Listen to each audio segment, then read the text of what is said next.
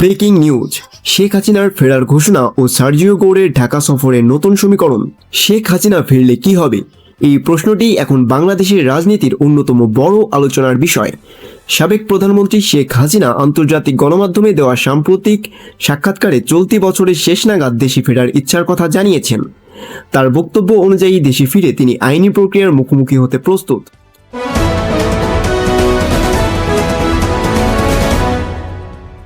Breaking news, রাজনৈতিক উত্তাপ চরমে। এনসিপির উপর একের পর এক হামলা, এবারে কি নতুন সংঘাতের দিকে এগোচ্ছে বাংলাদেশ? বাংলাদেশের রাজনীতিতে কি আবারও নতুন এক সংঘাতের সূচনা হচ্ছে? একদিকে মাঠে ধারাবাহিক কর্মসূচি চালিয়ে যাচ্ছে জাতীয় নাগরিক পার্টি অর্থাৎ এনসিপি, অন্যদিকে দেশের বিভিন্ন জেলায় তাদের পদযাত্রাকে ঘিরে ঘটছে হামলা।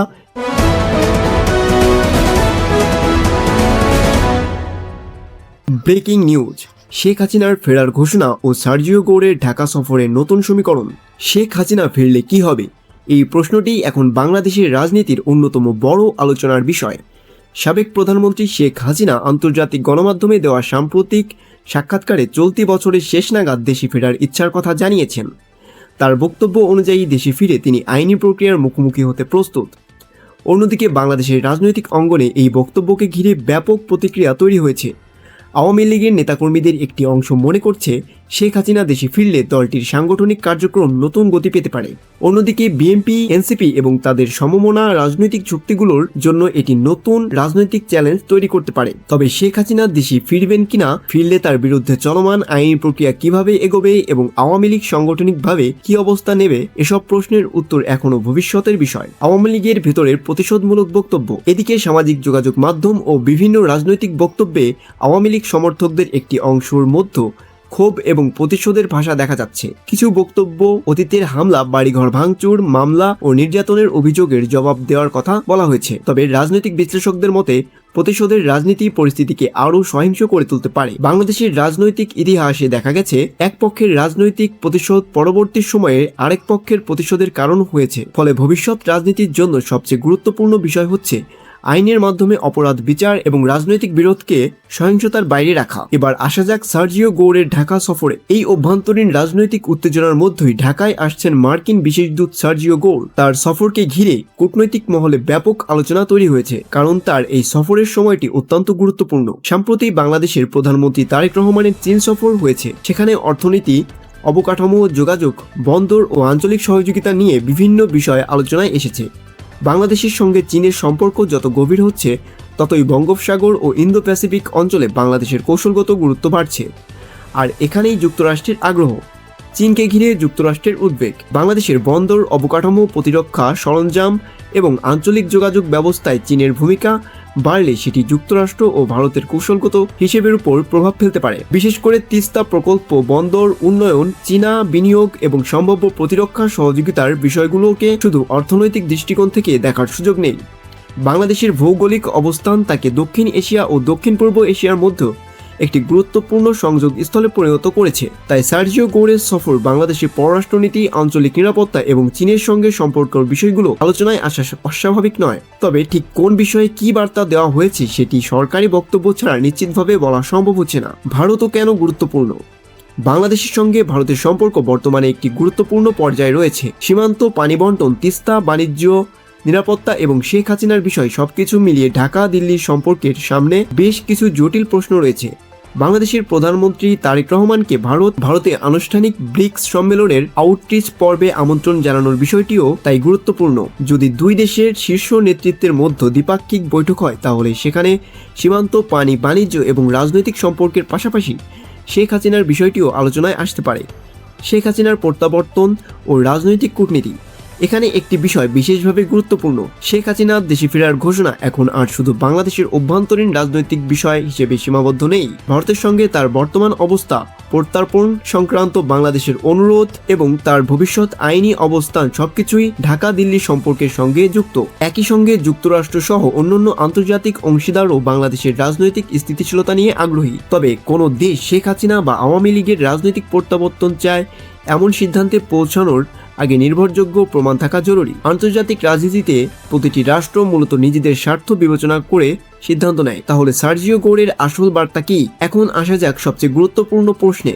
সার্জিও গোর কি শুধুই বাংলাদেশ যুক্তরাষ্ট্র সম্পর্কে উন্নয়নের বার্তা নিয়ে আসছেন, নাকি আলোচনায় এসছে বাংলাদেশের চীনা নীতি, ভারত নীতি, আঞ্চলিক নিরাপত্তা, বন্দর ও প্রতিরক্ষা সহযোগিতা? আর বাংলাদেশের অভ্যন্তরীণ রাজনৈতিক পরিস্থিতি, বিশেষ করে শেখ হাসিনার সম্ভাব্য প্রত্যাবর্তন কতটা গুরুত্ব পেয়েছে? এই প্রশ্নগুলোর পূর্ণ উত্তর এখনো প্রকাশ্যে পাওয়া যায়নি। তবে সময়ের প্রেক্ষাপট বলছে বাংলাদেশ বর্তমানে একটি গুরুত্বপূর্ণ ভূ রাজনৈতিক মোড়ে দাঁড়িয়ে আছে। একদিকে চীনের সঙ্গে অর্থনৈতিক ও কৌশলগত সম্পর্ক, অন্যদিকে যুক্তরাষ্ট্রের ইন্দো প্যাসিফিক কৌশল, এর পাশাপাশি ভারতের সঙ্গে ঐতিহাসিক ও নিরাপত্তাগত সম্পর্ক, আর দেশের ভেতরে বিএনপি, এনসিপি, জামাত ও আওয়ামী লীগকে ঘিরে পরিবর্তনশীল রাজনৈতিক সমীকরণ। এই চারটি স্তর এখন একে অপরের সঙ্গে জড়িয়ে যাচ্ছে।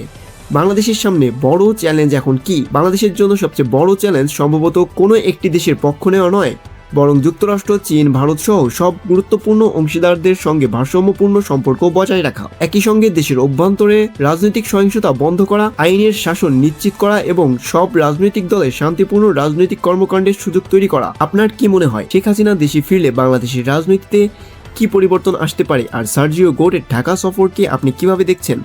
আপনার মতামত অবশ্যই কমেন্টে জানাবেন। ভিডিওটি ভালো লাগলে একটি লাইক দিন, চ্যানেলটি সাবস্ক্রাইব করে পাশে থাকা বেল আইকনটি চালু করে রাখুন। নতুন কোনো গুরুত্বপূর্ণ তথ্য সামনে এলে আমরা আপনাদের অবশ্যই জানাবো। সবাই ভালো থাকুন, সুস্থ থাকুন, নিরাপদে থাকুন। ধন্যবাদ।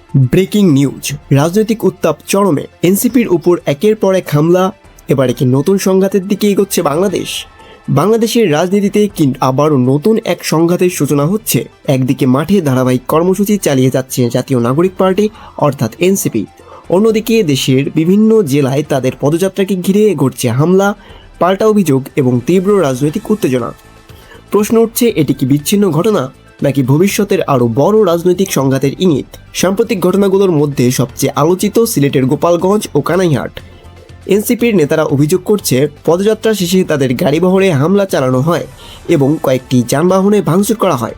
দলটির দাবি, হামলায় তাদের নেতাকর্মীরা আতঙ্কিত অবস্থায় এলাকা ছাড়তে বাধ্য হন। অন্যদিকে অভিযুক্ত পক্ষ এসব অভিযোগ অস্বীকার করেছে, ফলে ঘটনাটি এখন রাজনৈতিক বিতর্কের কেন্দ্রবিন্দুতে পরিণত হয়েছে। এই ঘটনার পর এনসিপির শীর্ষ নেতারা আরও আক্রমণাত্মক রাজনৈতিক ভাষায় বক্তব্য দেন। তারা অভিযোগ করেন, বিরোধী মতকে দমিয়ে রাখার চেষ্টা চলছে এবং রাজনৈতিক কর্মসূচিতে বাধা সৃষ্টি করা হচ্ছে। একই সঙ্গে তারা দাবি করেন, যদি এই ধারা অব্যাহত থাকে তাহলে দেশের গণতান্ত্রিক পরিবেশ আরও সংকুচিত হবে। তবে এখানেই শেষ নয়।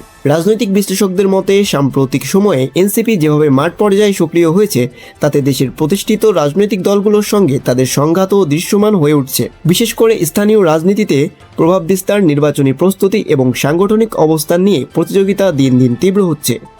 অন্যদিকে বিএনপির নেতারা দাবি করছেন, এনসিপির অভিযোগ রাজনৈতিক উদ্দেশ্য প্রণোদিত এবং তাদের সংগঠনের বিরুদ্ধে আনা অভিযোগ বাস্তবের কোনো ভিত্তি নেই। তারা বলছেন, যে কোনো সহিংস ঘটনার সুষ্ঠু তদন্ত হওয়া উচিত, তবে প্রমাণ ছাড়া কাউকে দায়ী করার রাজনৈতিক উত্তেজনা আরও বাড়তে পারে। বিশ্লেষকদের একটি অংশ মনে করছেন, সবচেয়ে উদ্বেগের বিষয় হলো রাজনৈতিক মতবিরোধ এখন ধীরে ধীরে মাঠের সংঘাতের রূপ নিচ্ছে। বক্তব্যের পাল্টা বক্তব্য থেকে শুরু করে কর্মসূচিতে বাধা, এমনকি হামলার অভিযোগ, এসব ঘটনা দেশের রাজনৈতিক পরিবেশকে আরও অস্থির করে তুলতে পারে। এর পাশাপাশি সামনে রয়েছে স্থানীয় সরকার নির্বাচন সহ আরও গুরুত্বপূর্ণ রাজনৈতিক কর্মসূচি। তাই বর্তমানের উত্তেজনা যদি দ্রুত নিয়ন্ত্রণে না আসে, তাহলে ভবিষ্যতের রাজনৈতিক প্রতিদ্বন্দ্বিতা আরও কঠিন আকার ধারণ করতে পারে বলে আশঙ্কা করছেন পর্যবেক্ষকরা। এখানে আরেকটি বিষয় গুরুত্বপূর্ণ, সামাজিক যোগাযোগ মাধ্যমে বিভিন্ন ভিডিও, ছবি ও দাবি দ্রুত ছড়িয়ে পড়লেও সেগুলো সবকিছুই যাচাইকৃত নয়। তাই কোনো ঘটনার মূল্যায়নের আগে নির্ভরযোগ্য সংবাদ সূত্র, সরকারি তদন্ত এবং সংশ্লিষ্ট পক্ষের আনুষ্ঠানিক বক্তব্য বিবেচনা করাই সবচেয়ে যৌক্তিক।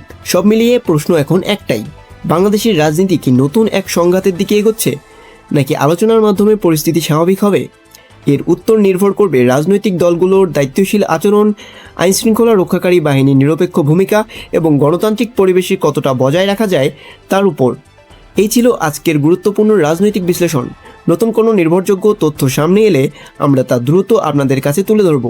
ভালো থাকুন, সচেতন থাকুন এবং যাচাইকৃত তথ্যের সঙ্গেই থাকুন। ধন্যবাদ।